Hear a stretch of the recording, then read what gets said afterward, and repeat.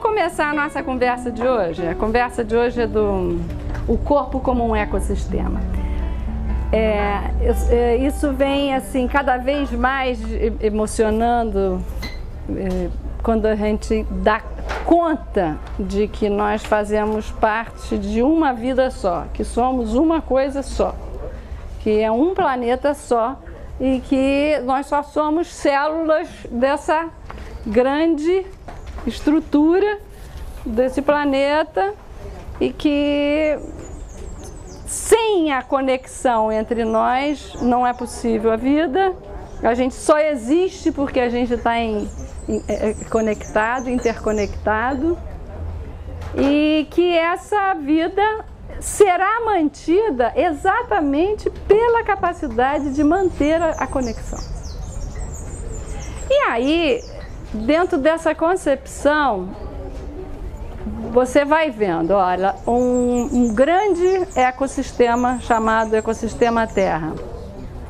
Vão ter muitos outros ecossistemas florestais, dos oceanos, dos rios. Depois, esses ecossistemas, dentro do mesmo rio, tem uma parte que desenvolve um tipo de moradores, outra parte que desenvolve outro tipo de moradores. E nós vamos fazer parte desses moradores, vamos morar naqueles vilarejos, vamos interagir, vamos trocar, vamos eliminar as coisas dos nossos corpos que vão servir para a manutenção de outras vidas, né? Porque tudo que sai do nosso corpo também serve para os outros, né? Tem muitos seres que se alimentam das coisas que a gente elimina, né? E depois, quando a gente volta para o nosso próprio corpo, aí então a gente descobre esse mundo que é o ecossistema do nosso próprio corpo. Então, vocês vejam, até aqui a gente aprende nas escolas que um corpo, ele é como se fosse uma máquina que precisa de uma boa gasolina, que precisa de um bom alimento para ele se manter saudável, para ele manter firme. A gente aprendeu isso nas escolas, né? Que a função do coração é bombear o sangue, do pulmão é respirar. A gente aprendeu bem como essa maquininha funciona. E hoje há uma outra possibilidade da gente olhar o corpo, e onde os microbiologistas têm chamado a atenção para nós, que é prestar atenção nessa ideia de o corpo como um ecossistema vivo.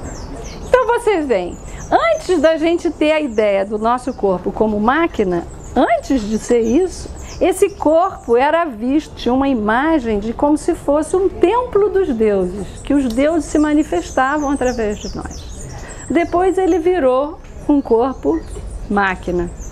Depois, essa ideia que vem junta de que nós, na verdade, não somos matéria, que nós somos energia condensada, como todas as terapias vitalistas apontam, de que nós somos um fluxo de energia que entra e sai, que se movimenta, né? Que a aparência da nossa matéria, na verdade, ela é uma energia, e essa ideia também de o corpo como ecossistema. Cada ideia dessa vai dar a nós uma ideia diferente do que alimenta. Se eu entendo que o corpo é um corpo de energia, eu vou buscar energia para alimentar o corpo de energia, não é isso? Se eu entendo o corpo como um ecossistema vivo, eu vou buscar a harmonia do ecossistema vivo através do alimento. Então, essa concepção vai dirigir as nossas escolhas alimentares. Então, vocês comecem a viajar comigo e imaginar isso, né? 100 trilhões de micro-organismos moram com a gente. 100 trilhões. Nós temos 30 trilhões de células. Tem 3 vezes mais moradores aqui do que aqueles que a gente mesmo produz. Isso é muito curioso, porque aí a gente pensa se faz sentido a gente falar em eu, né? Não tem nenhum sentido. Não sou eu. Quem que sou eu? Somos nós. Mas tem mais gente aqui que eu mesmo. Dessas espécies, desses micro-organismos vivos, a gente tem entre 3.000 e 10.000 espécies diferentes de bactérias que moram direto com a gente, residentes fixas. Fixas, não sai. E temos também a turma que está só de passagem. Vem visitar a gente, se a gente está dando mole para elas, elas chegam. Se a gente dá uma comidinha boa para elas vêm. Só no antebraço nosso, isso é uma pesquisa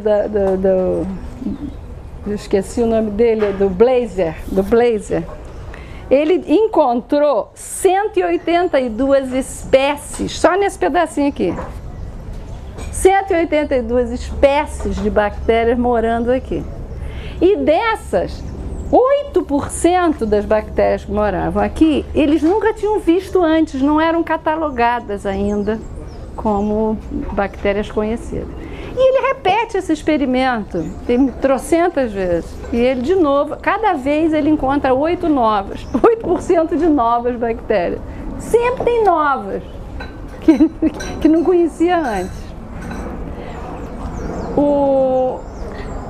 Vocês imaginam, então, esse ecossistema onde você tem 10 milhões de células que morrem por segundo. Olha só, fantasia isso. Um monte de bactéria rolando cheia da gente. E essas células que vão saindo, que vão morrendo e que vão nascendo novas, e esses bichinhos que estão vivendo com a gente. 100.000 reações químicas por segundo. A gente não consegue nem imaginar isso. Não é? E somos nós, cara. É você. É você que está assim, cheia de vidazinha lá, pulsando, cheio de gente pulsando com você. Toda semana, nosso intestino troca a mucosa dela. Pode imaginar que a gente tem essa renovação, essa revitalização constante? Isso, a gente não é a mesma coisa nunca. Toda semana a gente é outro. Dizem que a cada 7 anos a gente poderia mudar de nome, né? Que é quando fecha o ciclo de todas as células serem trocadas, né? Cada 7 anos você nasce de novo, podia mudar de nome, de identidade, outra carteira de identidade. Já pensou que legal? E aí muda de marido, muda de casa, muda de tudo, né? Já pensou? Seria ótimo isso. Seria muito interessante. Muito interessante. Só não dá pra mudar os filhos. Pois é, né? Aí não tem jeito. Mas olha, os filhos podem trocar de pais. Com certeza. Então, essa coisa essa coisa maravilhosa que é esse corpo vibrando e cheio dessas coisas acontecendo, eles têm uma função ainda que é muito nobre na nossa espécie, é que nós somos animais homeotérmicos. E o que é isso? Nós temos que fazer tudo para manter uma temperatura constante. Então, a gente gasta muita energia para manter essa temperatura constante. Dizem que a maior parte da nossa energia ela é usada para isso, para manter constante essa temperatura. E isso ela é feita com todo esse arranjo do ecossistema, né? Agora, os sistemas que são os gastrointestinais e respiratórios que são abertos, eles é que vão ser os responsáveis pela manutenção desse equilíbrio. Então vocês sabem, né? Quando vocês estão correndo e o corpo começa a aquecer demais, o que acontece com a respiração? Ela hiperventila para aumentar, para baixar a temperatura, porque ela não pode subir demais, nem pode baixar demais, porque a vida se atrapalha. Então, o nosso corpo todo ele é feito para manter isso em funcionamento. O espaço entre as células, o espaço que está em volta, é esse espaço que também é responsável para manter o contato entre uma célula e outra, transmitir a informação de uma célula para outra. Está na hora de fazer um determinado hormônio. Como é que se comunica? Vai comunicando e esse espaço vai passando a informação uma para outra. Vocês imaginam isso com essa velocidade de 100 mil reações químicas por segundo, né? A intensidade da vida pulsando dentro de nós. O sistema vivo, então, vai processar essa informação de uma célula para outra sob a forma de uma energia, ou energia elétrica, ou energia vibracional, ou através de oscilações de frequências de onda. Só que elas fazem tudo isso junto com os micro-organismos. Nenhuma reação química do nosso corpo é feita por a gente sozinha. Ela é intermediada pelos micro-organismos. Eles são fundamentais na nossa existência. Não haveria esse funcionamento se eles não estiverem lá.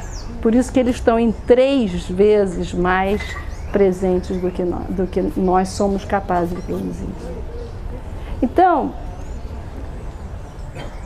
essa dimensão de que esse próprio corpinho, ele reproduz a dimensão do planeta Terra, onde todos os bichinhos, um contribui para o outro, um precisa do outro, um vai alimentar o outro. Essa visão de um ecossistema vivo, isso muda tudo na nossa vida. Porque a gente precisa dos vizinhos, a gente precisa dos amigos, a gente precisa de todo mundo para interagir, para nos alimentar, não é? Agora, o que acontece na hora que a gente descobre que o micro-organismo é legal? Você tem 2 grandes grupos de micro-organismos, se a gente quiser dividir assim. Aqueles micro-organismos que ajudam a gente a viver e os micro-organismos que vêm para decompor uma matéria que não é mais utilizada pelo nosso ecossistema, que em geral são chamados de micro-organismos patogênicos, né? A gente acha que o vírus da gripe entrou na gente. Entrou porque ele cismou. Entrou nada. Ele já mora aqui e a gente deu comida para eles e eles se reproduziram. E eles vieram para limpar a gente, para tirar os mucos que estavam sendo produzidos dentro da gente. Eles vieram trabalhar a serviço da gente. Então, a doença, ela passa a ser olhada como uma bênção, como um caminho de voltar ao equilíbrio de um corpo, de um ecossistema que desarmonizou. Então, a nossa visão sobre o que é que a gente vai tratar, se a gente está adoecido ou não, muda tudo. Então, vocês vejam o seguinte, os bichinhos, os micro-organismos do bem, vamos dizer assim, aqueles que ajudam a gente a viver, eles desenvolvem um tipo de relacionamento com a gente, que são relacionamentos de parceria. Eles não tiram da gente sem nos dar alguma coisa em troca. Então, eles são chamados de relações de protocooperação, relações de mutualismo, de troca mútua, ou eles moram simplesmente com a gente, são os nossos inquilinos que não nos prejudicam. E os bichinhos patogênicos, eles estariam desenvolvendo com a gente uma relação que é diferente. Eles estão desenvolvendo relações de parasitismo, estão tirando, estão comendo os alimentos, estão competindo com os alimentos que a gente come. Eles vão comer também, né? Eles vão se instalar e vão bloquear o crescimento de algumas outras espécies que são úteis para nós. E então, como é que a gente vai fazer para poder chamar para o nosso ecossistema aqueles que são os nossos companheiros. Eles vivem, os companheiros nossos vivem num ambiente, um ambiente químico com pH alcalino. Os patogênicos vivem em ambientes com pH ácido. Essa é uma descoberta deles, dos bioquímicos aí. Então, quanto mais a gente puder alcalinizar o nosso ecossistema, os nossos rios, as nossas cachoeiras, as nossas florestas, quanto mais a gente alcalinizar, mais chega essa turma que vai ajudar a gente a viver. Quanto mais a gente acidifica, mais a gente está convidando os micro-organismos que são considerados patogênicos. Coitado, eles não são patogênicos nada, eles estão na natureza igual. Mas essa classificação, porque para nós ele não será útil, ele vai competir com a gente ali, né? Então não interessa a gente morar com eles. Então, aí... Como é que alcaliniza?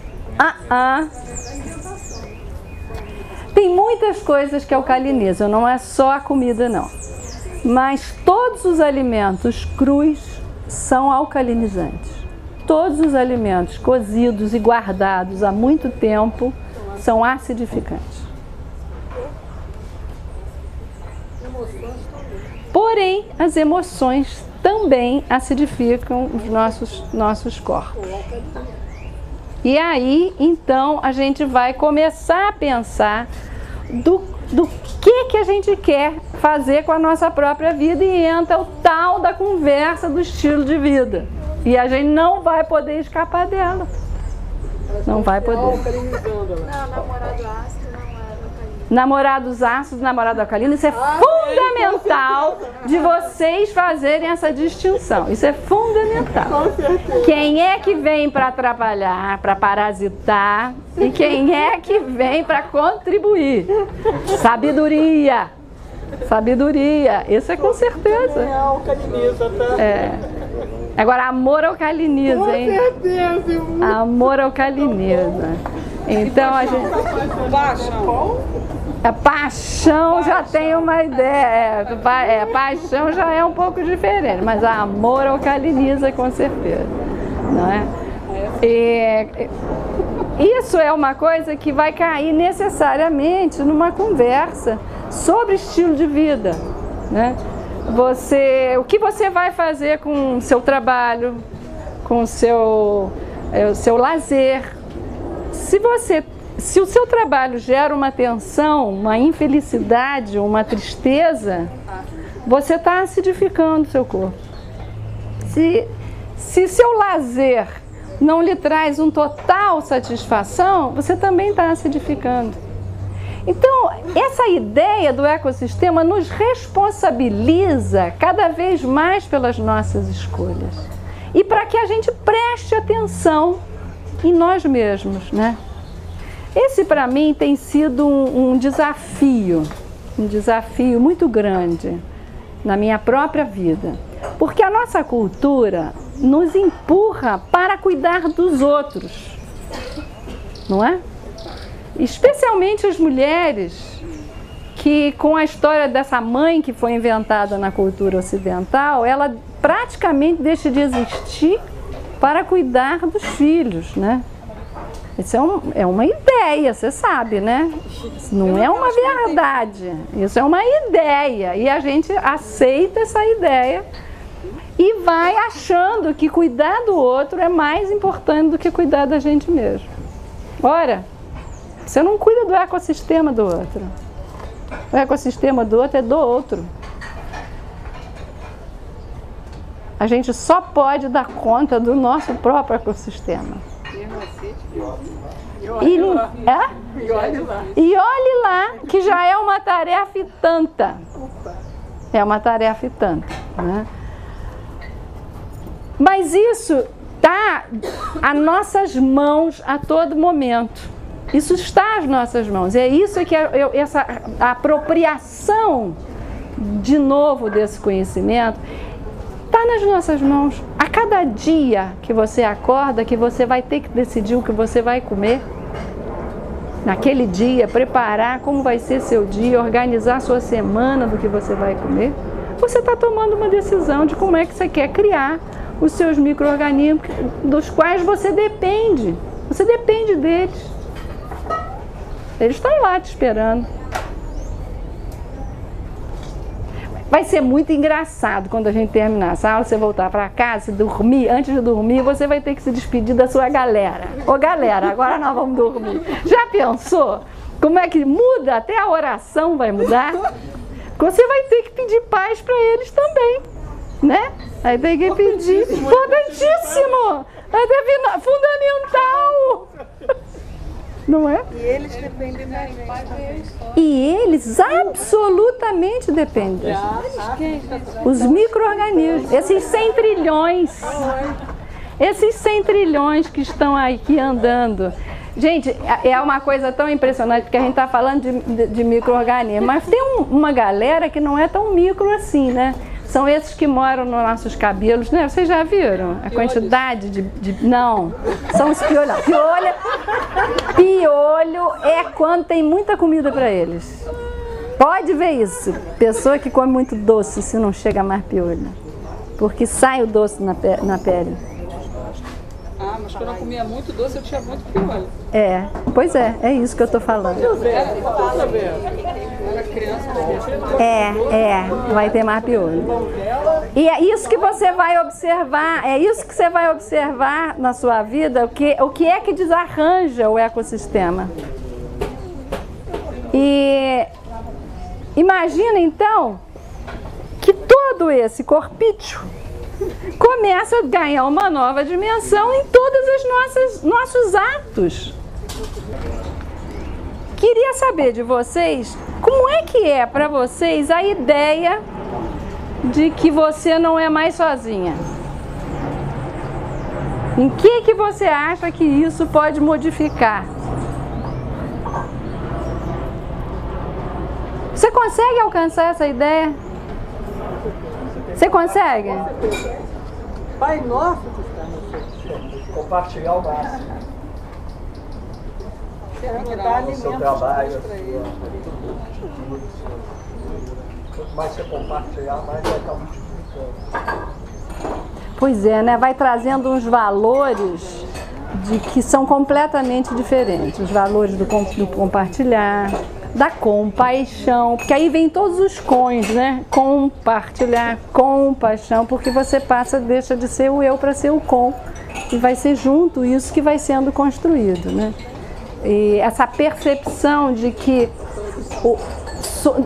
todos somos um e de que cada um tem o seu momento de ser vivido e que tem as mesmas dificuldades que nós, um de um jeito, outro de outro, isso gera a experiência da compaixão, que vai fazer com que a gente dê as mãos uns aos outros, né? Ir de mãos dadas, né? Daí a palavra irmãos, né? Funcionar no sistema, no ecossistema. No ecossistema. Não no sistema do ego, né? Que as pessoas vivem. Achando que é sozinho, né? Esse engano. Agora você vê o seguinte, os microbiologistas, quando eles estão colocando isso no ar, de que a população precisa considerar isso, eles estão extremamente preocupados com o que nós estamos fazendo com os nossos corpos.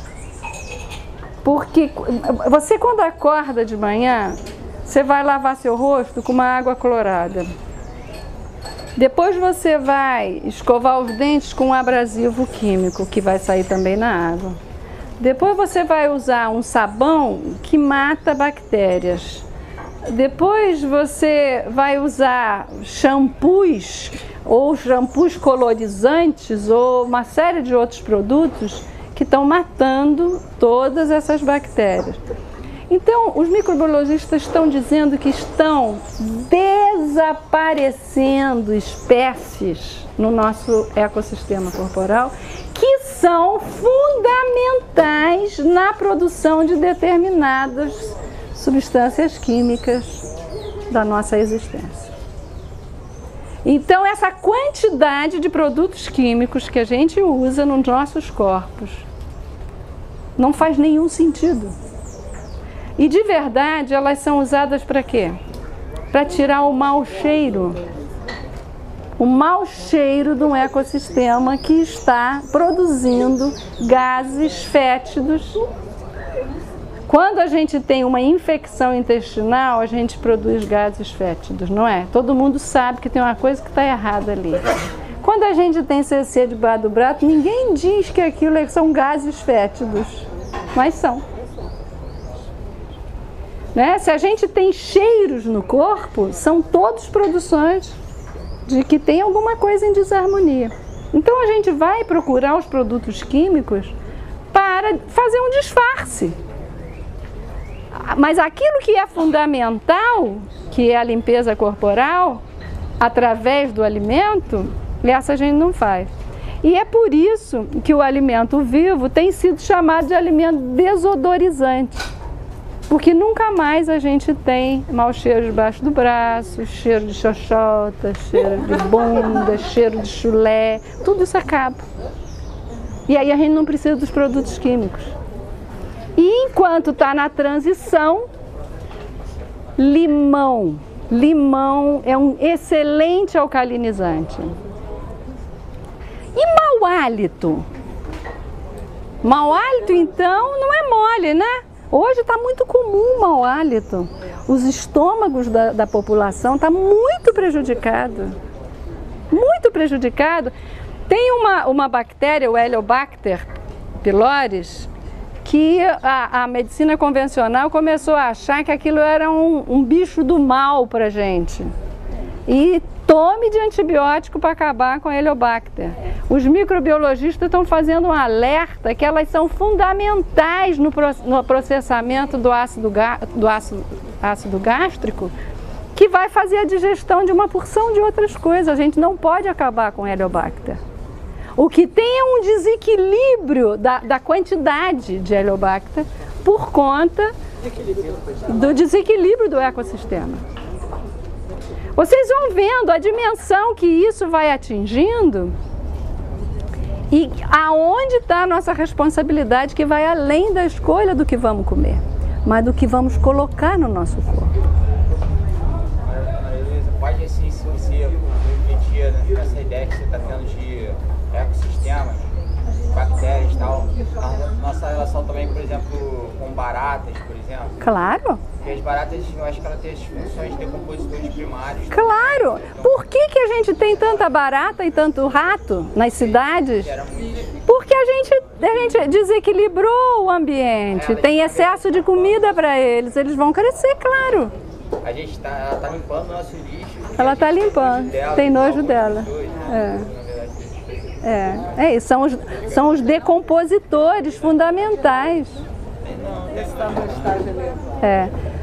Não, porque a gente criou mitos em cima de determinados animais. Isso é uma história muito antiga. Por exemplo, medo de sapo.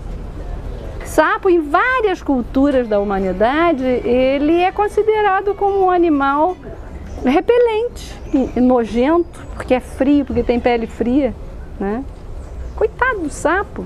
Ainda dizem que ele é venenosíssimo, que espirra um líquido no teu olho que vai te cegar. Tem uma porção de histórias. E barata é uma, né? Barata e histeria feminina, né? Isso é uma relação direta. Então vocês veem que há uma coisa que vai para além da comida que a gente está comendo na mesa, sabe? Porque de verdade não dá para a gente desassociar no momento em que a gente entra com a compreensão de que somos todos um, de que somos todos interconectados, de que somos todos resultado dos nossos encontros, que cada um aqui, quando encontra o outro, está afetando, né? Então, essa é uma responsabilidade que passa a ser de todos nós. do que a gente vai botar para fora desse corpo, né?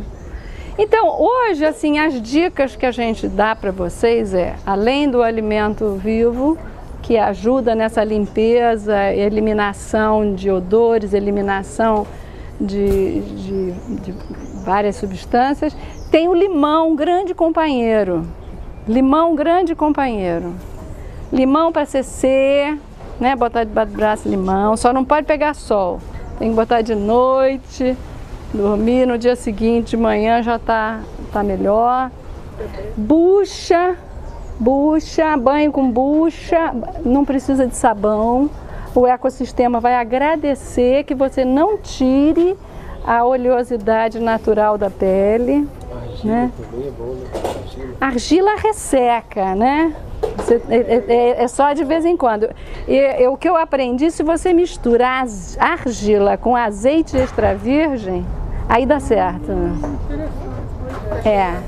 Que aí ela faz o esfoliamento, mas o azeite dá uma protegidazinha, né? E depois tira só com água, né? Água morna e um pano, né? Tá na hora da gente começar a cuidar desse corpite com mais carinho. Tá na hora da gente parar de matar os bichos que moram na nossa floresta, especialmente os cabelos, né? Essa história de mulheres louras na velhice, eu estou impressionada de ver. Eu vi essa semana um outdoor de uma farmácia que dizia assim, aqui nós vendemos saúde, na farmácia. Né? Aliás, a Fiocruz também faz essa propaganda. Fiocruz é saúde, uma mão cheia de comprimidos. Tá aqui na Avenida Brasil, não é brincadeira, vai lá olhar. Na farmácia tinha essa família toda, família saudável. E quem eram bonequinhos desenhados? Tinha uma mãe com 2 filhos, um grandinho e um de colo, o pai, o avô e a avó loura. Eu pensei, nossa, já incorporou na nossa cultura que velha tem que ser loura. Ela não fica mais, ela não tem mais, foi eliminado da possibilidade dela ela ter cabelos brancos. Porque cabelo branco, igual barata, igual sapo, ficou símbolo de coisa de velho. Com certeza. Não é? Minha família não permite que eu tenha que pintar o cabelo de louro. É isso. Que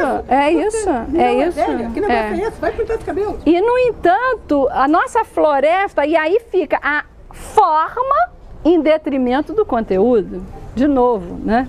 A gente tem que vender imagem, porque esse mundo é o mundo das imagens.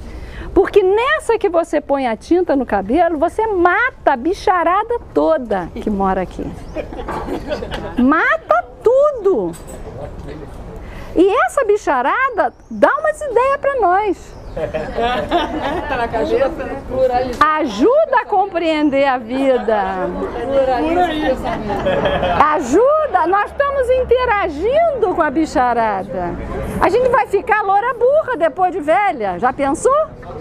Porque a gente não consegue conversar mais com esses micro-organismos.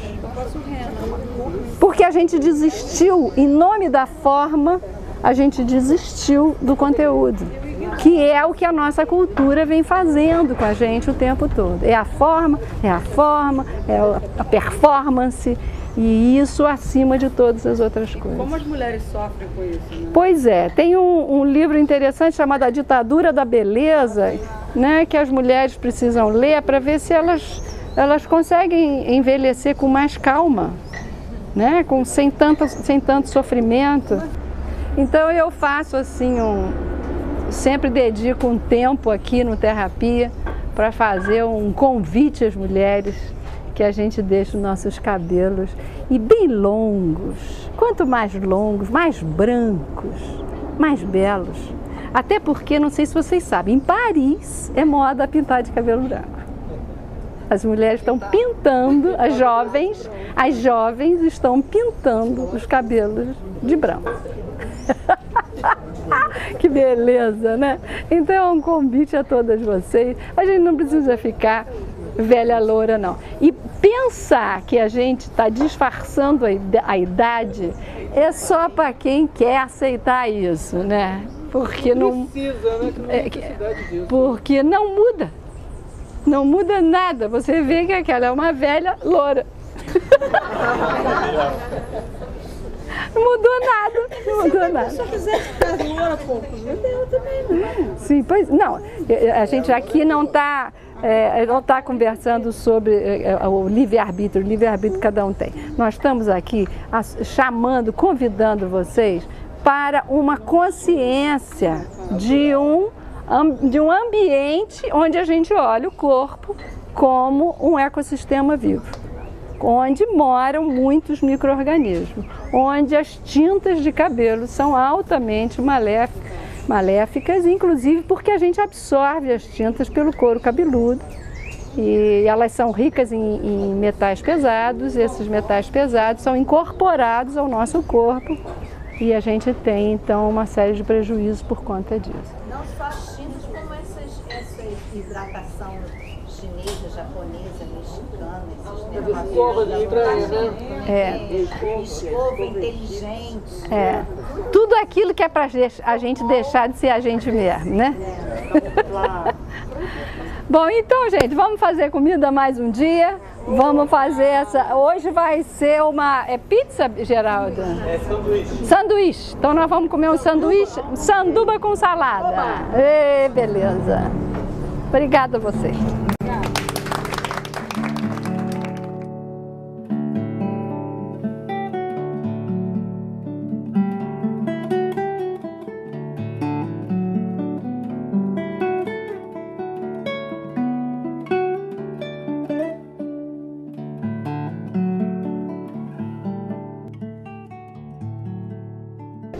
A nossa conversa de hoje é para falar de energia vital. E esse tema é um tema bastante amplo e é um desafio para nós do Alimento Vivo trabalhar com esse conceito de energia vital. E num ambiente onde se fala de nutrição, se fala de componentes químicos dentro da matéria, a gente está insistindo em falar de energia vital. Então, o que eu vou trazer para vocês hoje na nossa conversa são algumas leituras que venho fazendo. Não sou nenhuma especialista no assunto, mas tenho pensado sobre o tema da energia vital. Tudo que a gente vem falando aqui, desde o primeiro momento, a gente diz assim, alimento vivo, ele é baseado na energia vital, porque a gente parte do seguinte pressuposto, que a vida vem da vida, que a vida alimenta a vida.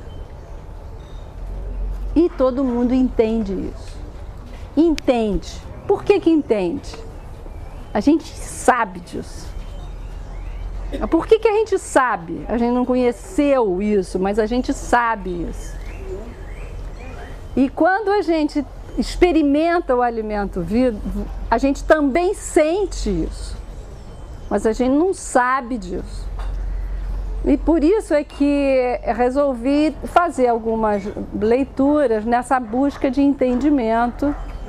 E queria trazer para vocês, então, um resumo disso. Só que é um resumão, é grande, então por isso peço paciência, que eu não consigo reduzir. Até porque o assunto me fascina, me apaixona. E eu não consigo achar que, não, isso deixa para lá, não deixo nada. Eu vou trazendo tudo que eu fico com vontade. Então, a palavra energia vital, ela só tem 200 anos, que foi Hahnemann quem inventou essa palavra. Ela era chamada de força vital. Lá de muito antigo, no tempo ainda que o corpo era templo dos deuses, a força dos deuses, né? Era a força vital. E depois, mesmo com a entrada do pensamento racional na Grécia, com Hipócrates, ele ainda trazia essa ideia da força vital, da força dos alimentos na vida humana. E em todas as culturas, essa força vital tinha nomes diferentes. Então era o Chi na China, o Ki no Japão, o Prana na Índia, e assim vai, né? O elan vital, já no último século, do Bergson, que traz essa outra palavra. E isso tudo diz respeito ao quê?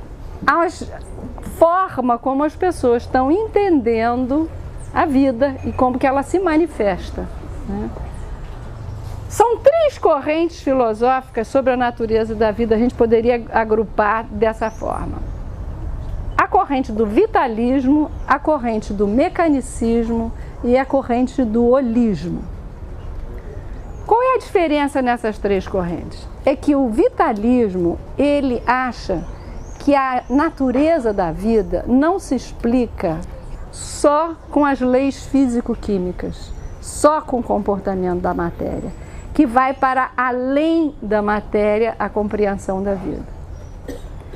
O mecanicismo, que começa lá com Newton, com Descartes, e que vai transformar a visão de mundo que nós temos até hoje, a visão mecanicista, vai tentar explicar as coisas a partir da transformação da matéria, da mudança da matéria, mas parte de uma ideia de que a matéria ela é regida pelas leis físico-químicas e que vai ter sempre um enfoque parcial daquele objeto que está sendo estudado, enquanto que no vitalismo o enfoque sempre é um enfoque da totalidade, da unidade da vida. E tem a terceira corrente, que é a corrente do holismo, que diz que também acha que a vida vai para além das leis físico-químicas, mas admite que tem uma hierarquia nesse funcionamento e que é possível a gente fazer uma leitura, sim, se a gente observa a matéria. Então, o que são as correntes, os modelos vitalistas, as bases com modelos vitalistas?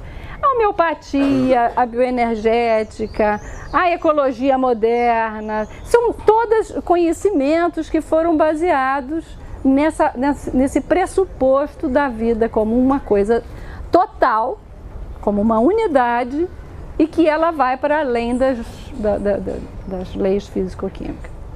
Bom, então, para a gente entrar um pouco na conversa da física quântica, que é o que eu quero trazer para vocês aqui, nós vamos ter que uniformizar um pouco o nosso conhecimento, lembrando o que é física. Física é uma disciplina que estuda a matéria, o comportamento da matéria.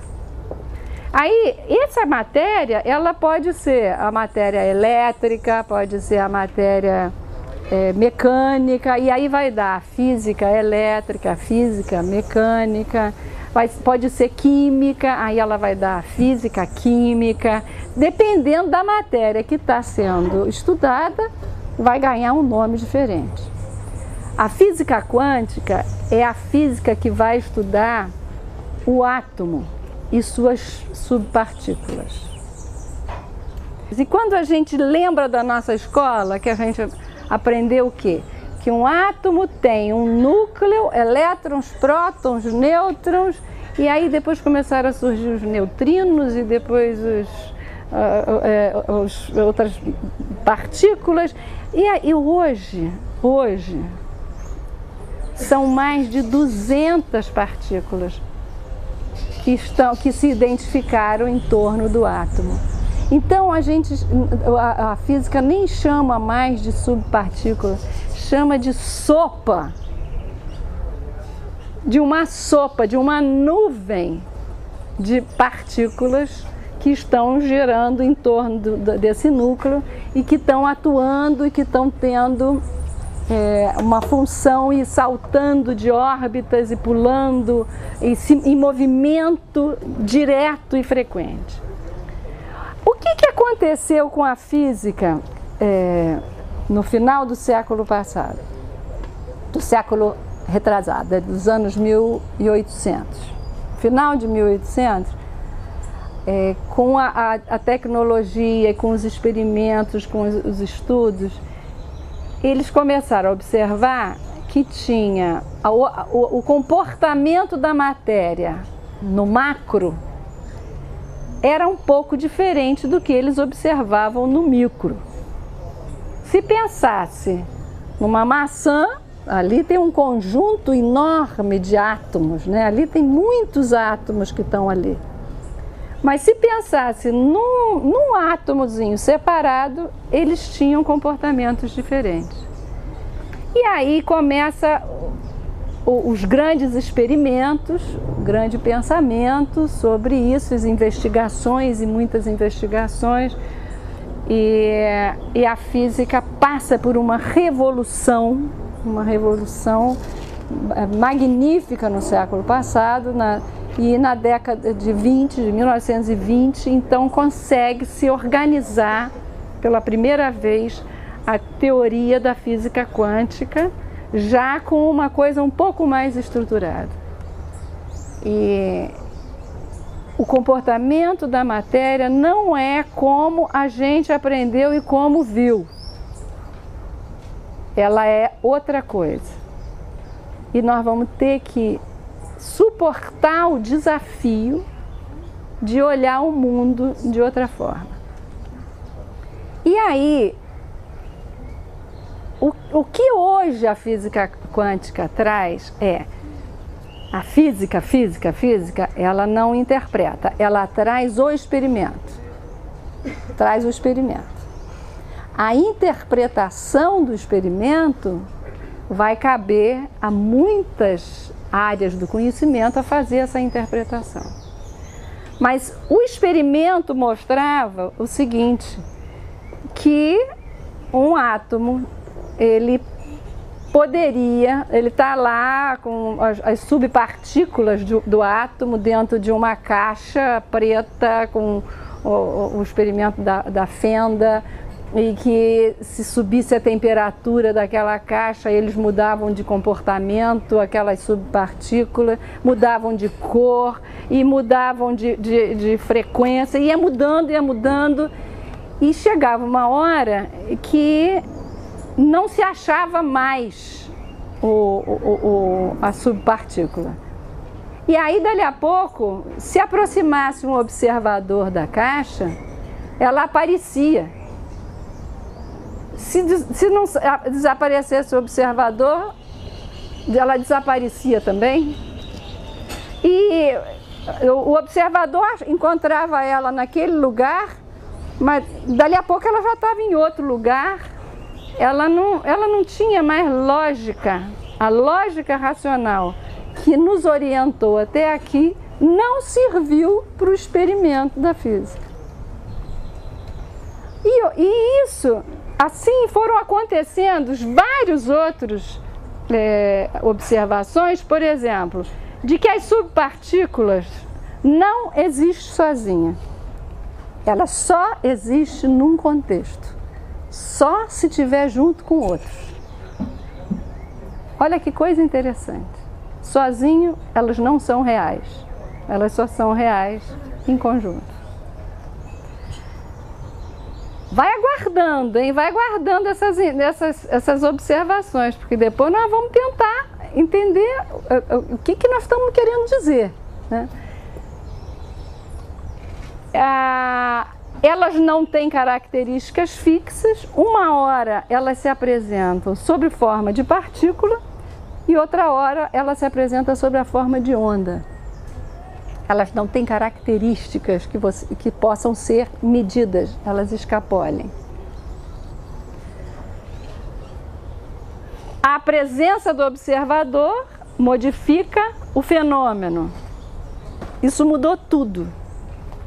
Isso mudou tudo. Vocês imaginem que todo o conhecimento que a gente tem hoje, ela é feito em cima da observação. Todo é feito em cima da observação. Aí vem a física quântica e diz que a presença do observador modifica a matéria, modifica o objeto de observação. O que a gente vai fazer com esse acúmulo de conhecimento que a gente tem pilhas e pilhas e pilhas baseado na observação? Não é? Então, é um desafio profundo e eu tenho uma gratidão de estar vivendo esse momento da história humana, né, não? Que a gente vai ter que enfrentar esse desafio de olhar tudo. Então, tem um físico quântico, o Amit Goswami, que teve numa televisão brasileira, e que foi perguntado para ele, assim, só existe a matéria, porque isso é um pressuposto da física, né? Só existe a matéria se tiver um observador observando ela. Se não tiver o observador, a matéria não existe, ela não precipita, ela continua sob a forma de onda, não vira partícula, não precipita. Então perguntaram, então isso quer dizer que a gente aprendeu que tem o planeta Terra, que tem o Sol, que tem outros planetas, outras galáxias, quer dizer que elas não existem também? Ou elas estão lá, mesmo sem a gente olhar? Né? Essa foi uma pergunta interessante, e ele diz, elas não estão lá.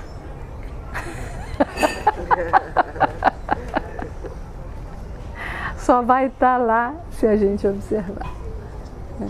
E aí os poetas brincam com isso, né? O Gilberto Gil, por exemplo, fez um CD chamado Quanta, que ele brinca com isso, né? Que a gente tem que olhar a Lua, porque senão ela não existe, né?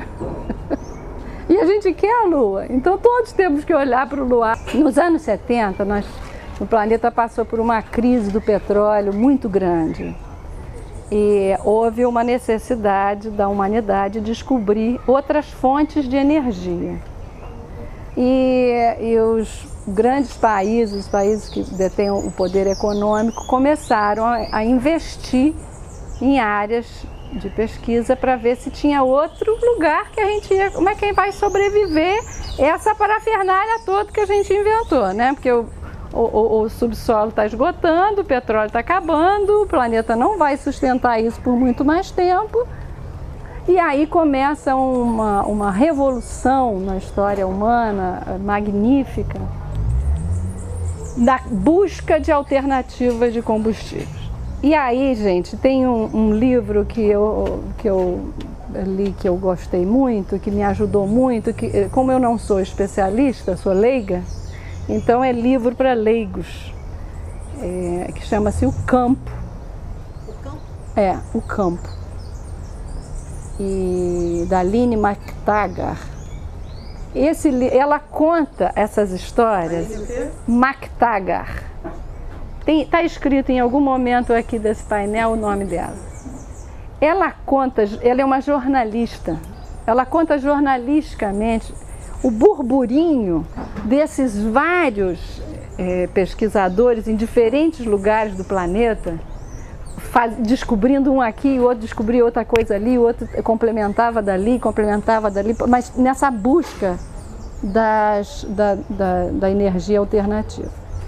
E aí, eles voltam a pensar num determinado assunto que eles tinham abandonado lá em 1920, que era uma tal de uma energia residual, que eles não consideravam nos cálculos matemáticos, porque ela era de tão baixa frequência, tão insignificante, que essa energia poderia ser considerada desprezível, estava dentro dos limites da física, do conhecimento matemático da física, porque isso tudo, a física quântica ela é trabalhada matematicamente, né?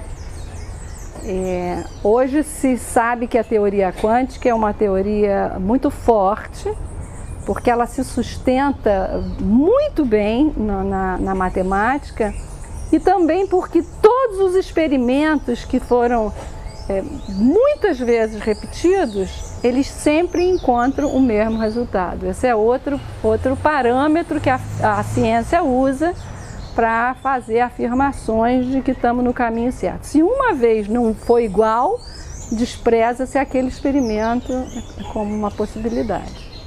E a física quântica, então, ela tem se fortalecido e ela responde bem às demandas que a ciência tem feito sobre essas perguntas, né? Então, essa energia residual, ela é uma energia que foi chamado de campo de ponto zero, porque, também chamado só de campo ou biocampo, porque ela, em temperatura zero, as subpartículas tinham movimentos mínimos, quase zero, mas não era zero. E eles descobrem, então, em 1970, volta observar essa história, e eles descobrem que esse pequeno movimento dessa energia residual produzia uma vibração microscópica, e que se você somasse essas vibrações, um pouquinho aqui, um pouquinho, e ampliasse para uma ideia maior, uma ideia de universo, você veria que aquilo era capaz de formar um grande campo vibracional, que é o campo de ponto zero. Onde essa energia vibracional estava onde? Estava no espaço entre as coisas. Ao campo. Essa energia residual habitava o espaço entre as coisas.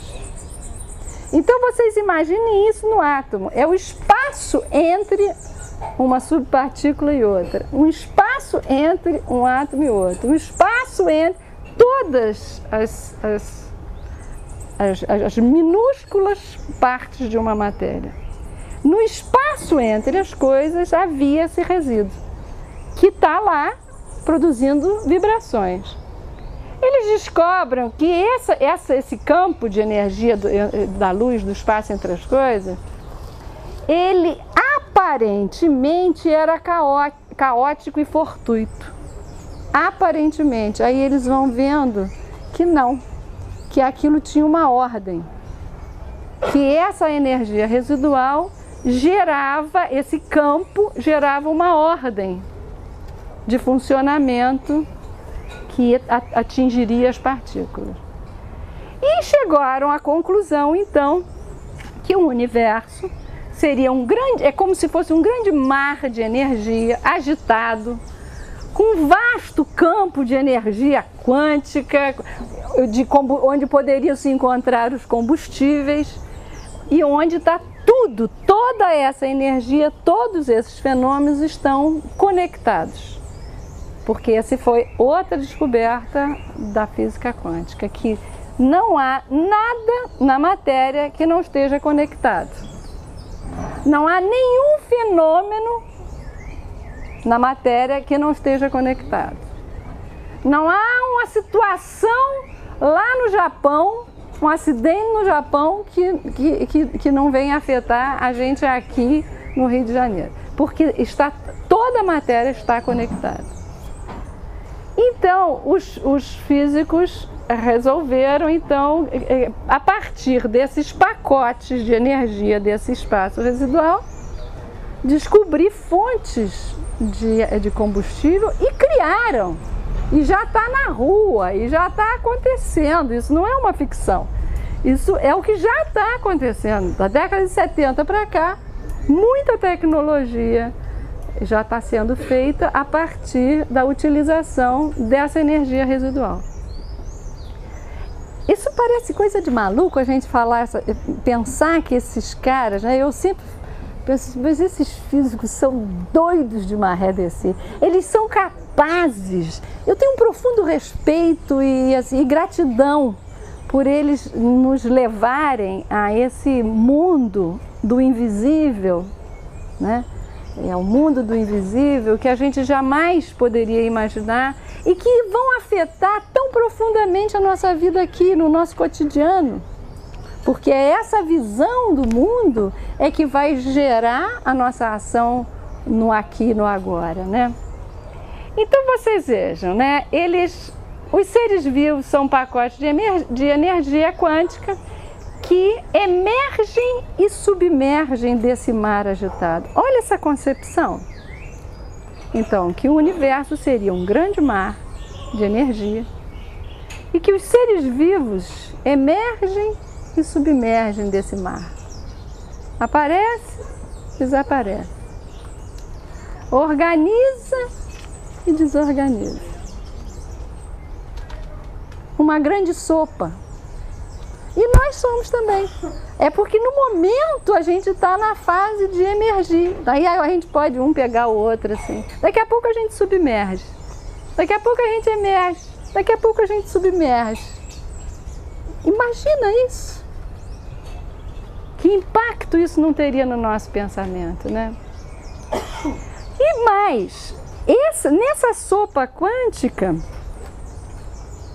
os seres vivos emergem e submergem, fazendo encontros. Cada subpartícula dessa, uma vez que conectou, vai ficar conectada para sempre e vai ficar trocando informações. Então é como se fosse também uma grande sopa de informações.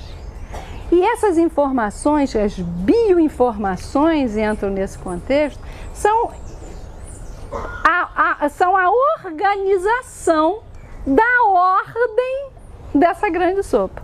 Através da informação, a ordem da grande sopa acontece. Lembre-se, eu falei, né? Aparentemente caótica, mas ela é dotada de uma sabedoria. Aquela ideia básica que a gente tem de um núcleo, de um elétron, né? Um elétron está numa órbita em torno do núcleo. Ele emite ele ganha um fóton e pula para uma órbita mais alta. Mas ele solta esse fóton e volta para uma órbita mais baixa. Ele fica dançando, isso é uma dança o tempo todo. Agora, quem é que dá o fóton para ele pular daqui para cá? É o campo de ponto zero. Aquela energia residual, aquele campo vibracional que está no espaço entre as coisas, fica fomentando, fica alimentando, fica agitando, dando um barato no elétron para ele pular para lá. Aí ele volta, passa para cá. Aí gera outras ondas. Cada vez que uma onda de luz encontra com outro, cada encontro tem uma troca de informação. E o campo de ponto zero reabastecendo a partícula. Então, o campo de ponto zero vai ganhando uma dimensão de que ele está no espaço entre as coisas, essa vibração que anima a vida. Que anima a vida. É um campo que acelera. E às vezes, né, que isso é uma das teorias, de que essa aceleração que o campo fica fazendo, às vezes acelera tanto que causa um engarrafamento, causa uma aglutinação. E aí surge a matéria. Ou seja, nós somos uns engarrafamentos de energia. Engarrafamentos de energia. Que daqui a pouco se dissipa. Aglutina e daqui a pouco se dissipa. Mas ainda assim somos energia. Né? O Einstein brigou muito com a teoria quântica. Ele disse, não tem alguma coisa errada, não é possível. Porque isso, eles questionavam, aí fazia o experimento, repetia. Ele não tem alguma coisa errada. Tal. E ele morreu inconformado.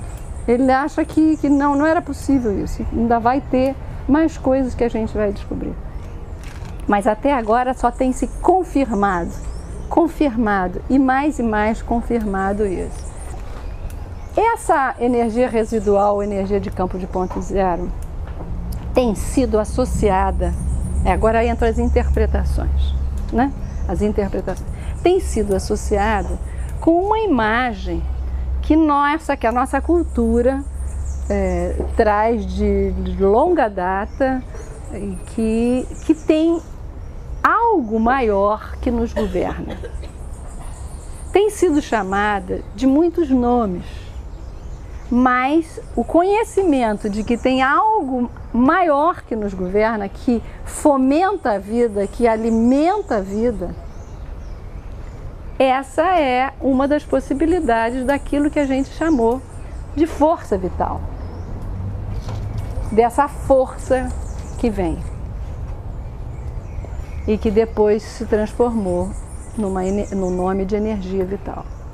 Tenho pensado assim, tenho pensado dessa maneira, que a gente está se aproximando mais e mais de compreender aquilo que a gente já sabe, sente, percebe, experimenta e que não tem nome. Alguns preferem dar o nome de Deus. Deus o que é? A palavra Deus significa luz. A gente está falando de partícula de luz, partícula de fóton.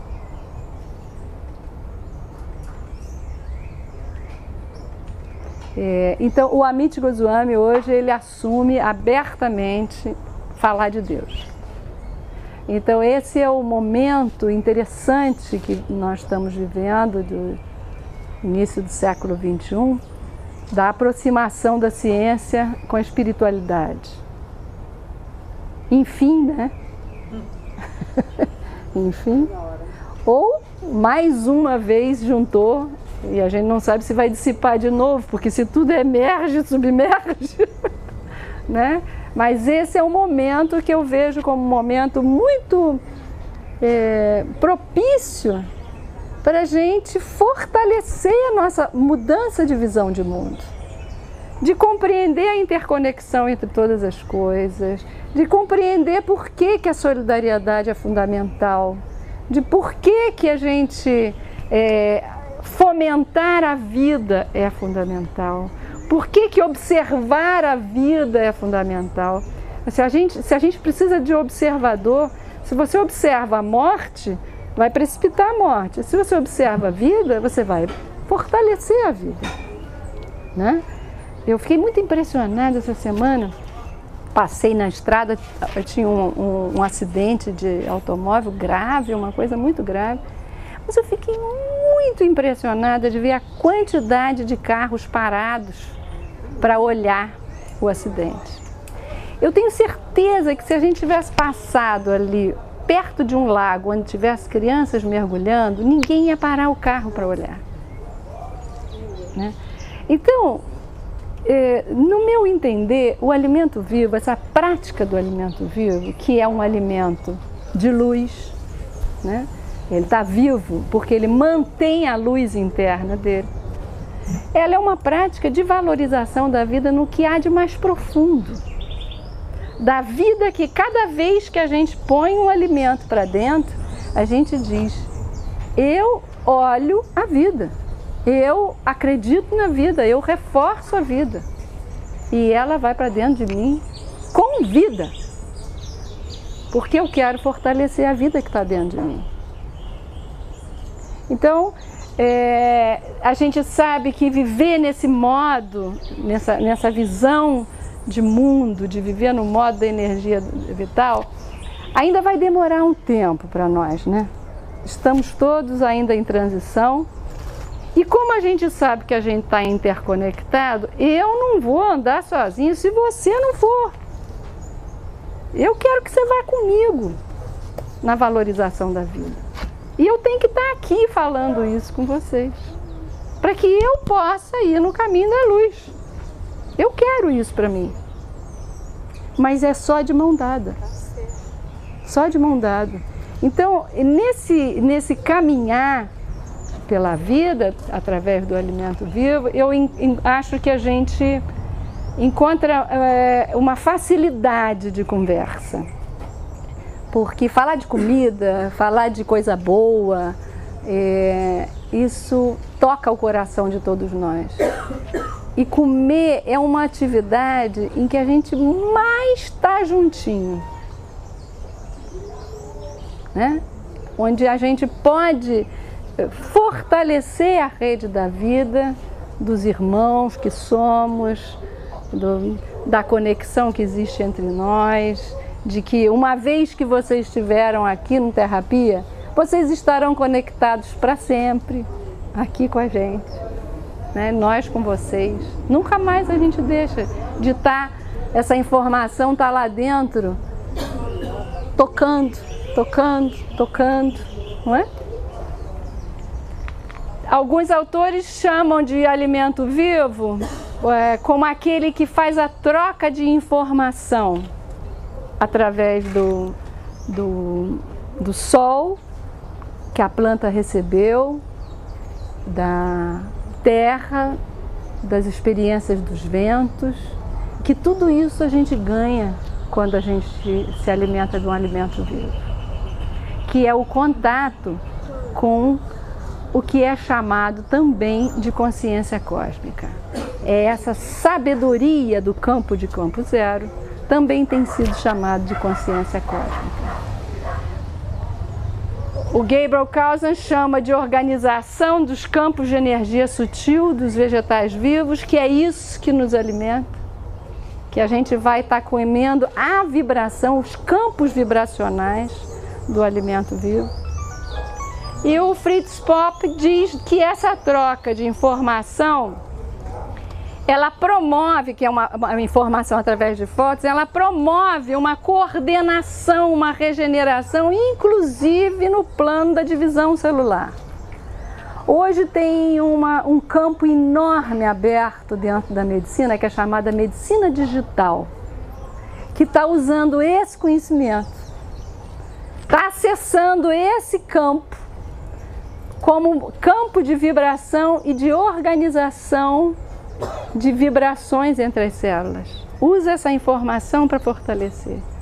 Então, por exemplo, experimentos com grupos de células cancerosas que botam em proximidade com grupos de células não cancerosas, onde a informação vai passando uma para a outra, e essa forma de informação está sendo codificada pelos computadores e podem ser passadas por e-mail para outro laboratório que fica lá do outro lado do planeta, e ele usa aquela informação para colocar junto da célula cancerosa, e aquela célula também entra em regeneração.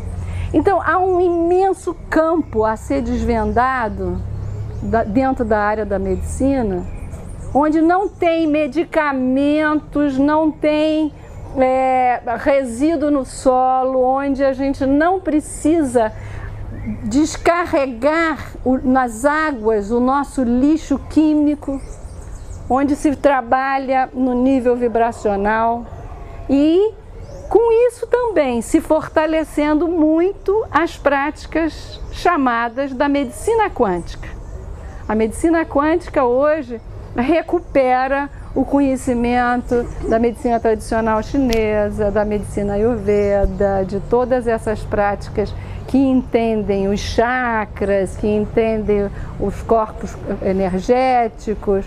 Isso vem fortalecendo mais e mais esse conhecimento, e que, se Deus quiser, a gente vai estar sendo mais um grupo que vai estar aproveitando e fortalecendo esse caminho também, né? Pode fazer a pergunta. Isso atuaria direto no DNA das células, né? Ser no campo vibracional. Sai da molécula DNA, é no campo vibracional, que está muito menor do que uma supermolécula de DNA.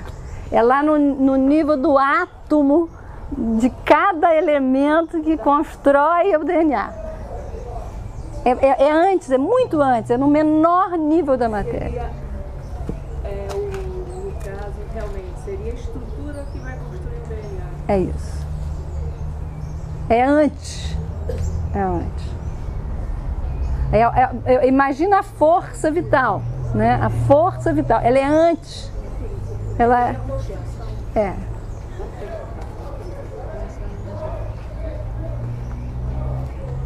Alguém quer fazer alguma pergunta? Falar um pouco dessa interpretação, porque agora Aquele filme Quem Somos Nós é um filme interessante para a gente rever, né? Vamos rever. E se a gente consegue aproveitar esse novo modo de olhar o mundo, eu acho que a gente tem muita coisa boa nos esperando pela frente. Não, para vocês olharem em casa. A gente não tem aqui porque a gente prioriza fazer comida junto, porque essa é uma linguagem universal. Fazer comida junto é uma linguagem universal. Vamos lá?